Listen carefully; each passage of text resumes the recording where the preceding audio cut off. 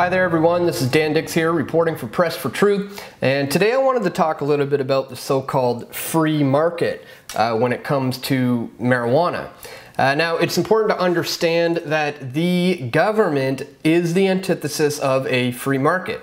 Governments by definition use coercion to extract funds. The market relies on voluntary exchange. So while the necessity of the Harper government's medical marijuana policy may be debated, and certainly has been, it's not a free market, and it doesn't even come close to bearing any resemblance to one.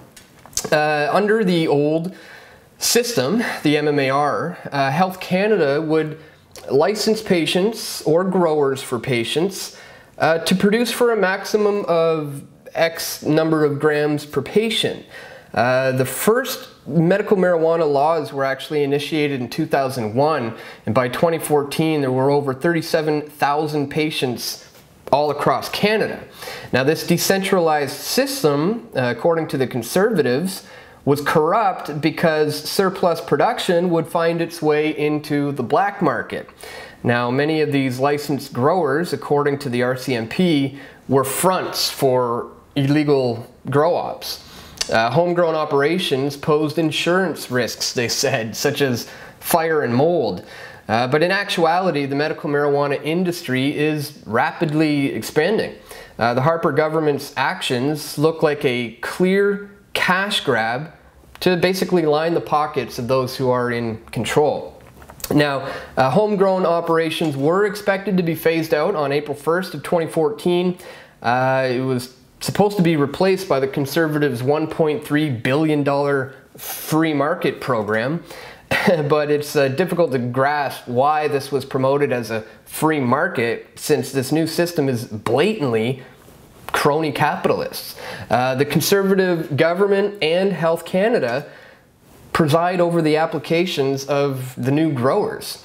So basically these new government licenses tend to award capital-intensive plants that mass produce this stuff. Rules and regulations that are being drafted by legislatures and bureaucrats are to be enforced by the RCMP. Now after April 1st, home growers were expected to destroy their medicine or face criminal charges. Health Canada even threatened to reveal private information to the police if patients did not comply. Well, the home growers didn't lay down without a fight, to say the least. Many of them, including our good friend Jason Wilcox, the founder of the MMAR Coalition Against Repeal, he fought tooth and nail, hiring constitutional lawyer John Conroy to petition for change in the laws. Now, at the very least, it was hoped that the home growers would be grandfathered in. A court-ruled injunction means that medical marijuana patients and growers can still operate under the old MMAR laws as it is now, but MMPR still remains in place. So the Conservative government is appealing the court's decision, and thus the battle over the collectivization of Canada's medical pot has reached another crucial stage, and the injunction is good through till September the 30th. Now, basically at the point of a gun, thousands of marijuana farmers will be put out of business, and it's only those well-funded, well-connected who will be rewarded the exclusive contracts to produce marijuana here in Canada. Now, to top all of that off, the establishment has the audacity to call this a free market, but the only ones who really benefit from the MMPR program are the government-approved licensed producers, who gain a sizable market share by basically having the coercive arm of the state to destroy their competition. Now, many medical marijuana patients simply can't afford the expected $5 to $10 a gram that these LPs are claiming the price will eventually decrease, but that's simply not true. From an economic standpoint, if the MMPR wins and the government gets what it wants, the new marijuana cartel will have a monopoly price. Evident because it is contrary to what the mainstream media reported, not a free market. Now, On the free market, every consumer demand curve is elastic. That is above the free market price. Otherwise, firms would have the incentive to raise prices and increase revenues. Now, the grant of monopoly privilege basically renders the consumer demand curve less elastic for consumers that have been deprived of other products from other would-be competitors, basically.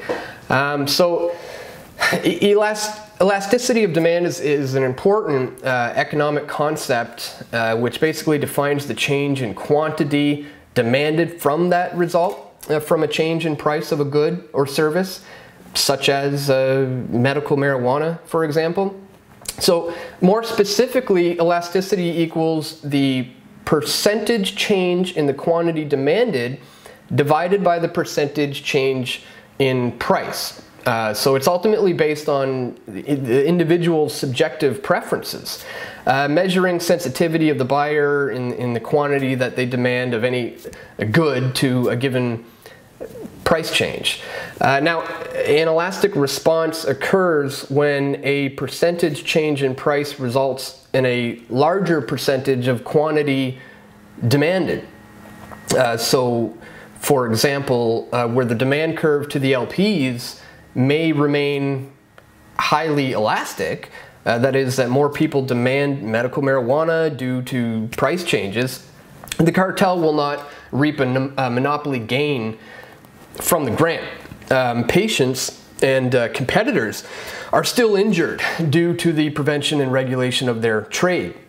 But the LPs will not gain because their price and income are no higher than they were before. But on the other hand, if the demand curve is inelastic, that is, a percentage change in price results in a smaller percentage change in quantity demanded, the LPs now have a monopoly price to maximize revenue. So in a nutshell, production is restricted to command a higher price. And the restriction of production and the higher price for medical marijuana simply just injures the patients. If the federal government gets its way, patients will not be able to purchase marijuana freely from those who are and have been willing to sell it.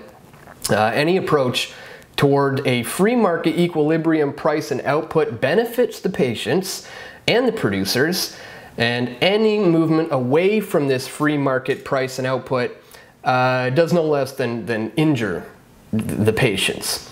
So the monopoly prices of the LPs will not result from a free market. They will lower output and raise prices beyond what would have been established if they had to have actually competed in a free market. That is, if the MMAR stays in place, or let's say marijuana becomes fully legal.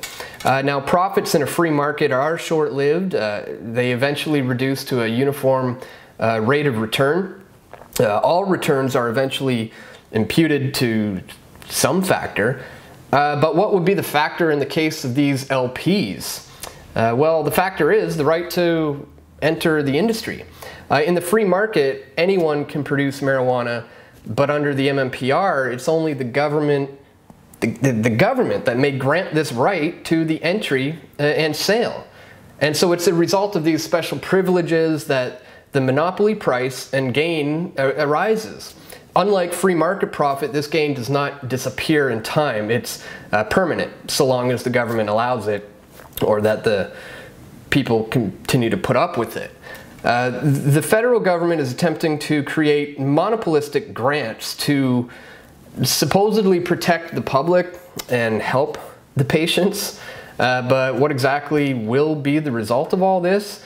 Well, the LPs, as a government-enforced cartel, will bring in excessive profits each and every year.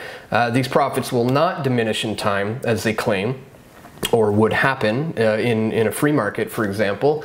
Subjecting the LPs to competition from the current growers would force the government-protected entities to freer market conditions, putting them more in tune with what the patients actually want.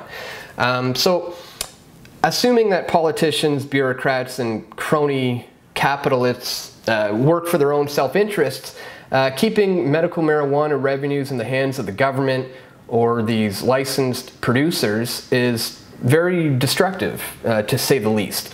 Anything less than a complete free market in marijuana will have unintended consequences. And as much as the Harper government may like to abolish medical marijuana, I can easily say that in this climate that is just not about to happen anytime soon.